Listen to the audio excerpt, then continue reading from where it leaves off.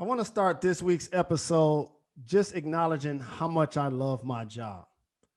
Today, I get a chance to not only interview a Hall of Fame football coach, a former player, but somebody that stayed steadfast with two things since I first heard his name: faith in football. So, Coach, you'll appreciate this. I'm calling this week's episode "Have Faith That You'll Win." Mm. Welcome, Coach Tony Dungy, to the show. Well, thank you, Jalen. It's great to be with you. I appreciate all you do. I watched you play and love that part of it, but what you've done for young people in the Detroit area, you talk about faith and heart and love and all those things. That's what I really appreciate. So it's an honor being with you. Thank you very much, Coach. So, when did you discover your love for football, and what attracted you, especially in the '70s, to being a quarterback? Well, I tell you, I have to confess, basketball was my first love. And I always thought I was going to be a basketball player. I can remember summers at St. Cecilia, which you would be familiar with. It just, I Yes. say, man, I want to be a basketball player. My dad went to University of Michigan. That was my first thought. But I just seemed to be get attracted to football. I got better and better at it.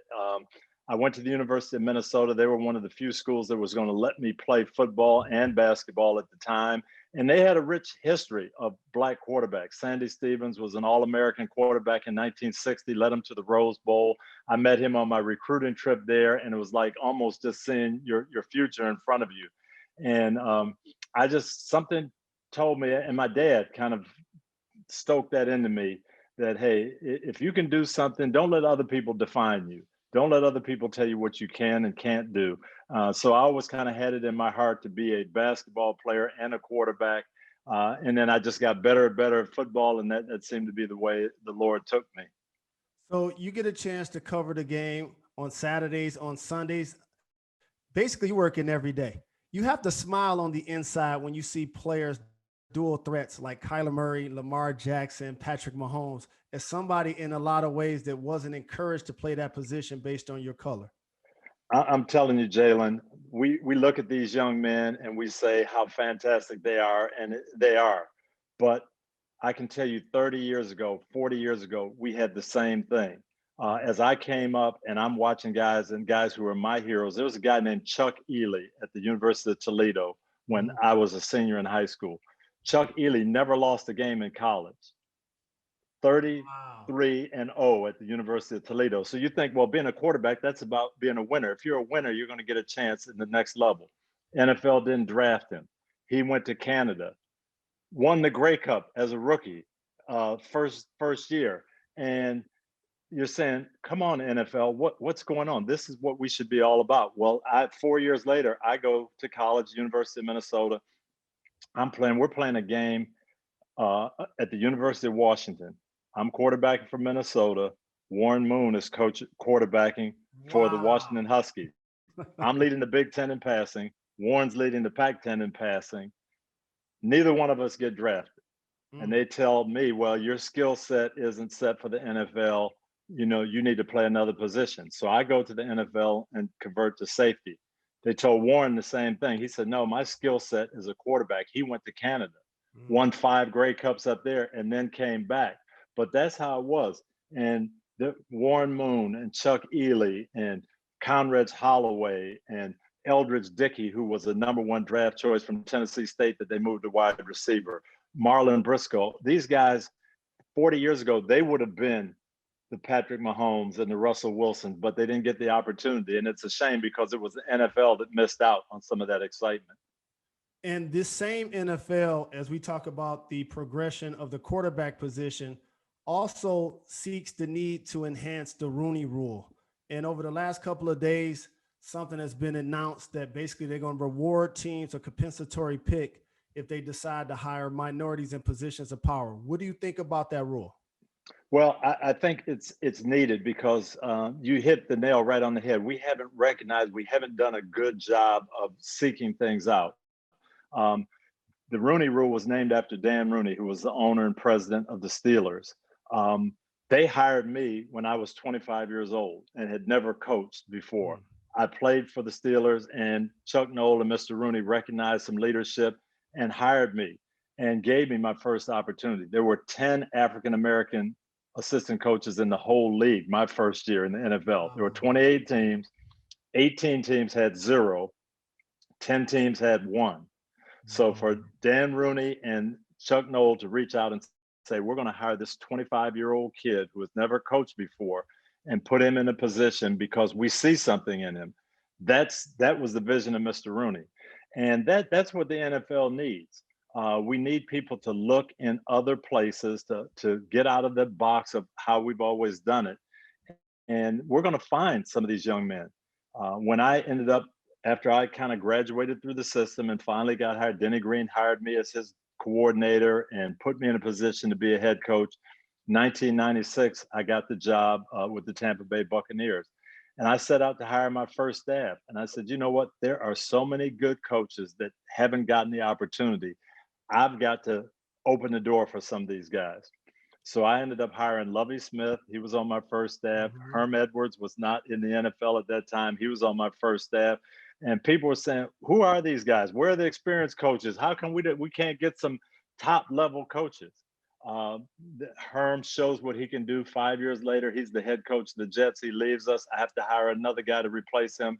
Mike Tomlin's 29 years old, and I hired him. But that's because I was looking outside the box, Jalen. I wasn't just going, well, they say, here's who they say is a good coach, and here's a guy who's got this. And all these guys, once they got the chance, they showed what they could do. And all they needed was an opportunity. And I think that's where we are in the NFL. So this legislation of saying, you know what, if you develop a coach, if you hire a minority coach and he gets hired, we're going to reward that first team with a draft choice. I think that'll encourage people to look outside the box, because there may be a reward for me down the road, not only getting a good coach, but maybe getting rewarded with a draft choice down the road. They might have to give some reparations to the Miami Dolphins, right? Oh, yes. Man, they got a black GM and a black coach that is doing a terrific job this year. You know what? And everybody looked at that situation last year. Oh, I wonder how they're going to be. And maybe they're going to go in the tank and try to get Tua Tagovailoa. And no, Brian Flores, he was building something. And he said, you know what? I'm going to get the guys around me that believe in how we do it. Chris Greer, the GM, they had a plan. And people didn't know a lot about them. They didn't know who Chris Greer was. They maybe didn't know who Brian Flores was because he didn't get a lot of publicity in New England. It's all about Bill Belichick and Tom Brady. But the Miami Dolphins have 2 tremendous young men running that organization, and they're going to be a powerhouse in the future, I'm telling you. Well, the model of stability in the NFL is your Pittsburgh Steelers, because what they've had 3 coaches in like 60 plus years, that's an identity. It is. And I'll tell you what happens with that, Jalen. Dan Rooney, he has a formula, and he knows what he believes in. What works for us in Pittsburgh, we're going to hire young, very good communicators, defensive-minded, tough coaches, because we're going to play in bad weather. We've got a tough community. That's our identity. So in 1969, he hires Chuck Noll, 32-year-old, kind of unknown, who worked under Don Shula, and he stays there 29 years. And then everybody's saying, well, you should hire this guy and hire that guy. He hires a 30-something Bill Cowher, kind of unknown, under the radar. And then Bill stays there 16 years. And then Dan's got a lot of good coaches on the staff. He's got Bruce Arians on the staff. He's got Ken Wisenhunt. He's got Dick LeBeau, who's a defensive genius. But he says, no, my formula is young, good communicators, tough-minded defensive guys. And because of this Rooney Rule, this rule that has my name, I'm going to look around and see who's out there like that. And I'll never forget this, Jalen. We were getting ready to prepare for the Super Bowl.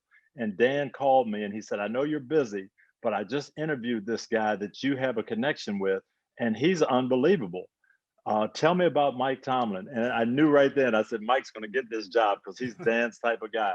Well, he gets the job. 2 years later, they're in the Super Bowl. Mike's been there 14 years now, because the formula works and Dan knows what he's looking for. It doesn't matter if it's black, white, doesn't matter. He knows what he wants, and he's going to get the best guy for it. I want to congratulate you for not only your faith that you demonstrate publicly, regardless to where anyone may see you in a walk of life, But as a football coach, a lot of times, in particular, when you're coaching black players, people want us to be demonstrative and judge us based on our demeanor.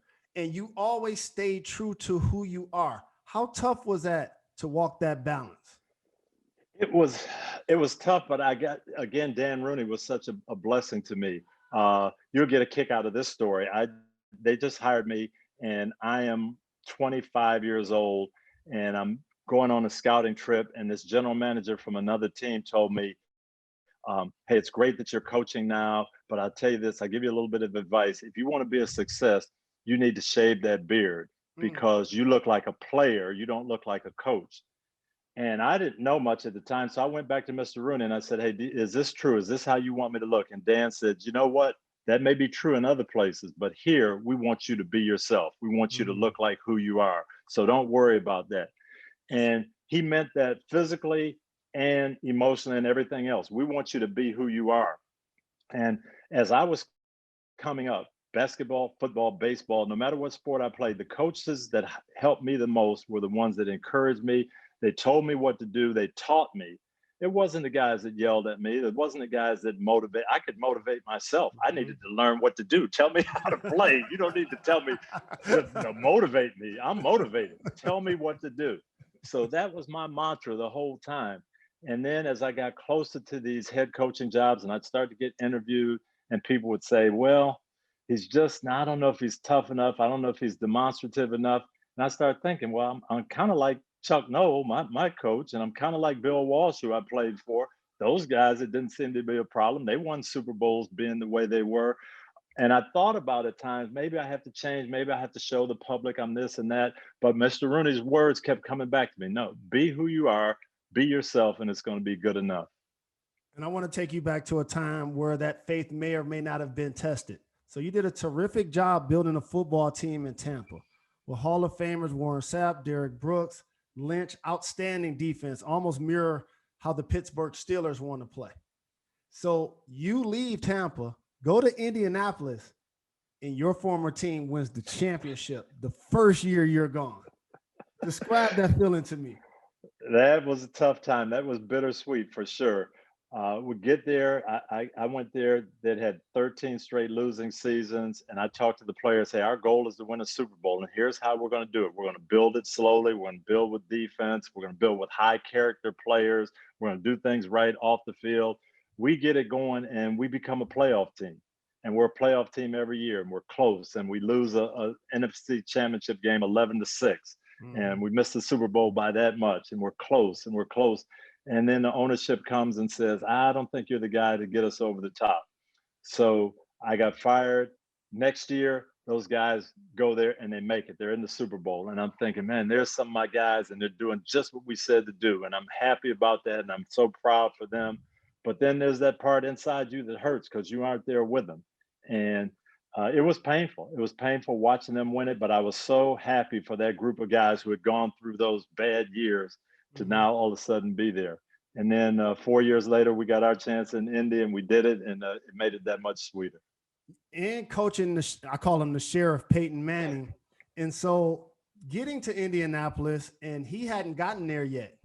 How did you know that you could be the coach and build that team to get a championship around Peyton Manning, who that was the only thing missing from his Yeah. resume? Yeah. After I got let go in Tampa, Jim Irsay, the owner of the Colts, called me and he said, "Hey, I want you to be our coach. I love the way you do things. That's what I'm looking for. We've got a great offense here in place, but we don't believe we can win. You got to bring us that belief, and you got to help shape our defense." And so I was there with Bill Polian and just talking to him. How are we going to do this? How are we going to construct it? We're going to have the majority of our money on offense because we got to build around Peyton and we got to make sure we have enough weapons for him.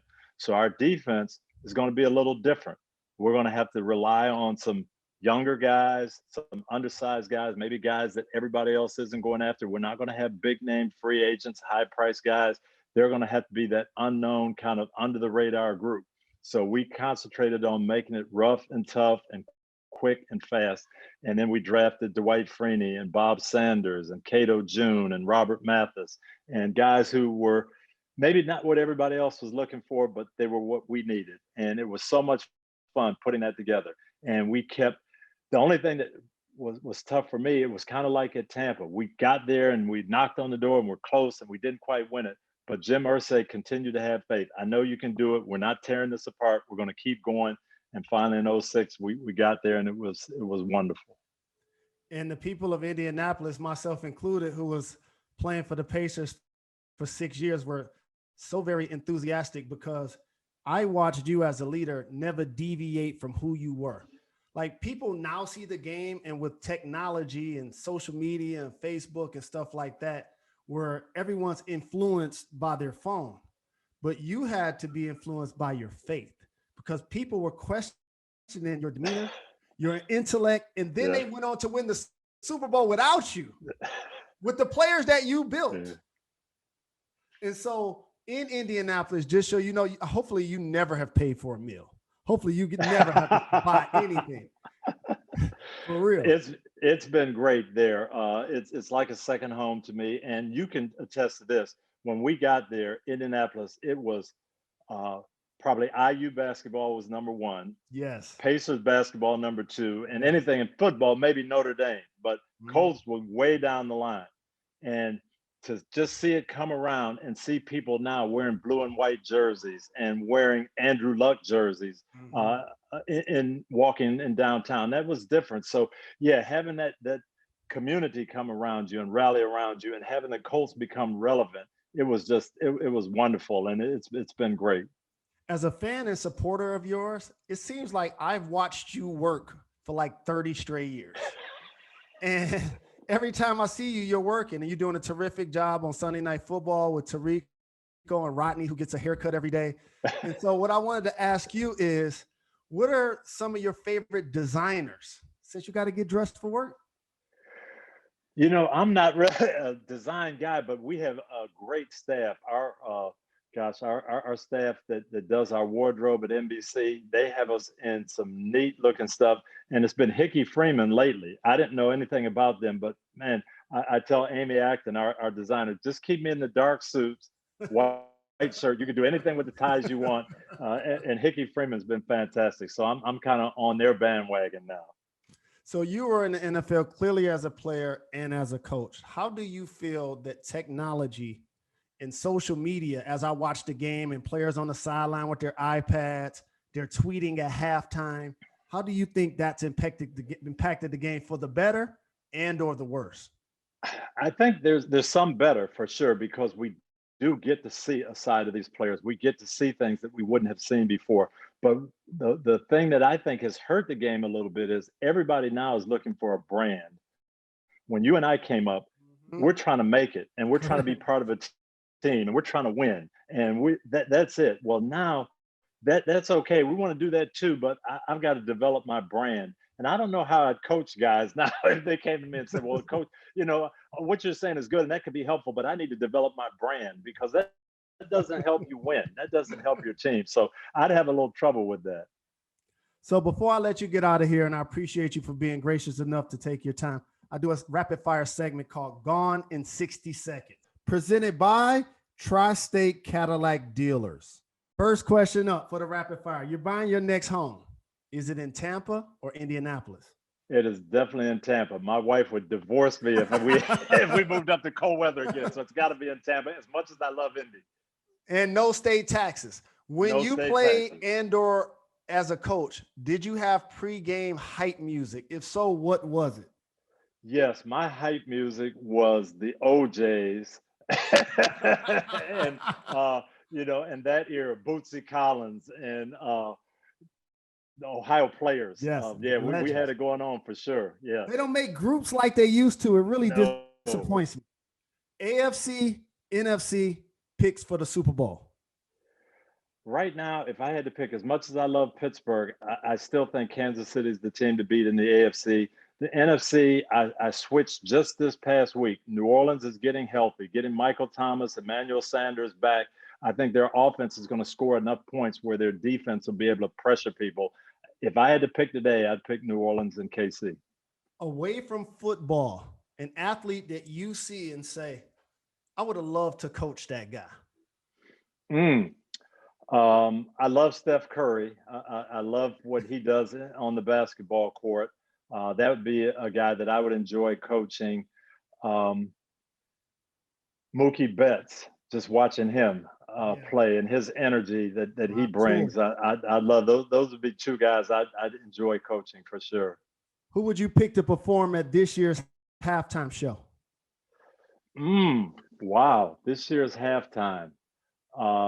You know what? I'm going to go with the guy that maybe a lot of people haven't heard about, Torrin Wells. He's a gospel contemporary Christian artist, tremendous talent, and I love walking around with my ear pods on, listening to Torrin Wells. Two more, and I'll let you get out of here. Your favorite sports movie? Coach Carter. I love Coach Carter. Yes, and getting those young men to understand it's more than just on the basketball court. We're filming the Tony Dungy biopic. Who plays Tony Dungy? Oh, without question, Denzel. That's no doubt. Of course. The best actor, the best looking, all of that. Yes, absolutely.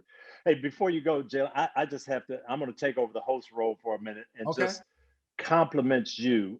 When I went to Tampa, I told those guys, we want to win a Super Bowl, but if that's all we do, we'll be missing half of our opportunity. We've got to make Tampa a better place to live. We got to be role models for the young people that look up to us. And I just commend you on what you did, a great career, but not being satisfied with that on the floor. Going back to Detroit Southwestern and saying, you know what, we're going to have some scholarships for worthy kids here. The Leadership Academy, we're going to get and develop people and let them dream beyond what they think they could do. I think we have such a responsibility to do that. And you did it so well and are doing it so well. And I can't thank you enough for that. And I want to thank you for those kind words and also say thank you for being a motivating force in my life and an inspiration, because sometimes you touch people when you're never in the room with them, almost like when you're coaching your team. And you've had those fingerprints on me for so many years, and I'm forever gracious. Well, thank you to a hometown Michigander. I appreciate you, brother. Question. I appreciate the love, Coach. Have a good one. Thank you, Jalen.